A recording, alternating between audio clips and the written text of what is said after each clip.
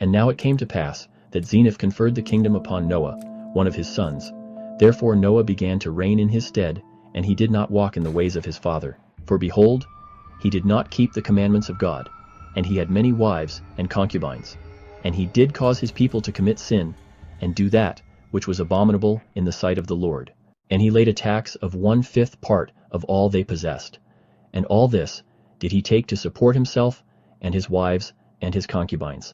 For he put down all the priests that had been consecrated by his father, and consecrated new ones in their stead, such as were lifted up in the pride of their hearts. Thus they were supported in their laziness, and in their idolatry, and in their whoredoms, by the taxes which King Noah had put upon his people. And it came to pass that King Noah built many elegant and spacious buildings, and he ornamented them with fine work of wood, and of all manner of precious things. And it came to pass that he placed his heart upon his riches, and he spent his time in riotous living with his wives and his concubines. And it came to pass that the Lamanites began to come in upon his people, and to slay them in their fields. And it came to pass that King Noah sent his guards round about the land to keep them off.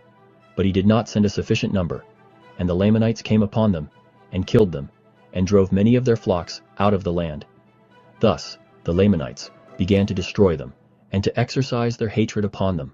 And it came to pass that they drove the Lamanites out of their land, and he sent his armies after them, yea, even to the land of Shemlon. And it came to pass that they drove them out, and slew many of them. And it came to pass that they returned, rejoicing in their spoil. And it came to pass that there was a man among them, whose name was Abinadi, and he went forth among them, and began to prophesy, saying, Behold, thus saith the Lord, Woe be unto this people, for I have seen their abominations. And except they repent, I will visit them in mine anger. I will deliver them into the hands of their enemies. Now it came to pass that when Abinadi had spoken these words unto them, they were wroth with him, and sought to take away his life. Now, when King Noah had heard of the words which Abinadi had spoken unto the people, he was also wroth, and he said, Who is Abinadi, that I and my people should be judged of him? Now the eyes of the people were blinded. Therefore they hardened their hearts against the words of Abinadi.